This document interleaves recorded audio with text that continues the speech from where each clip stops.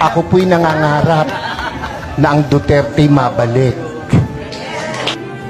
Kung matetreten sila sa pagtakbo ng mga Duterte, matreten sila. Bakit? Matitino yung Duterte. Pansinin nyo, noong panahon niya na nakaupo, mga politiko'y takot na gumawa ng mali. Pati pulis, pati sundalo, takot.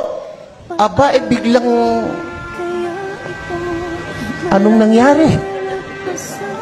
Ngayon ang mga kurakot mga nakaupo.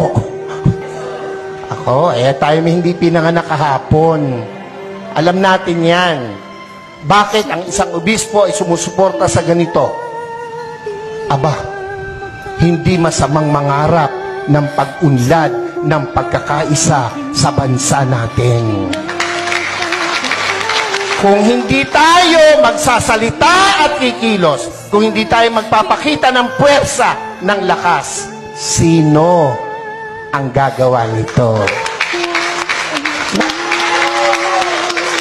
Yung makasigaw ng Amen! Oy, iyan yung matatapang. Dapat ito ang tandaan nyo.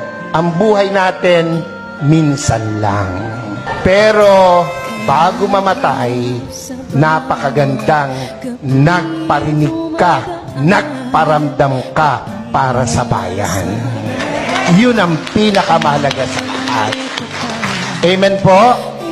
Ako po hindi takot makulong, mabugbog, basta't iparamdam mo yung gusto mong iparamdam.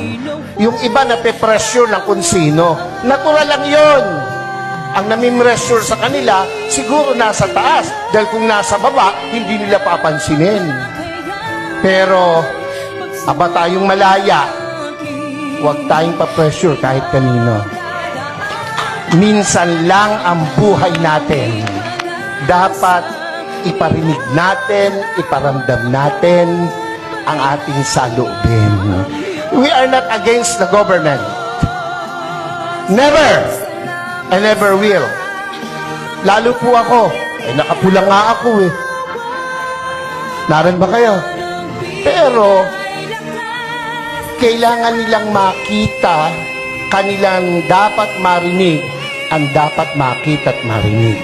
Hindi tayo papayag na hindi natin iparinig, iparamdam, ipakita ang dapat nating ipakita sa bayang Pilipinas na ating minamahal.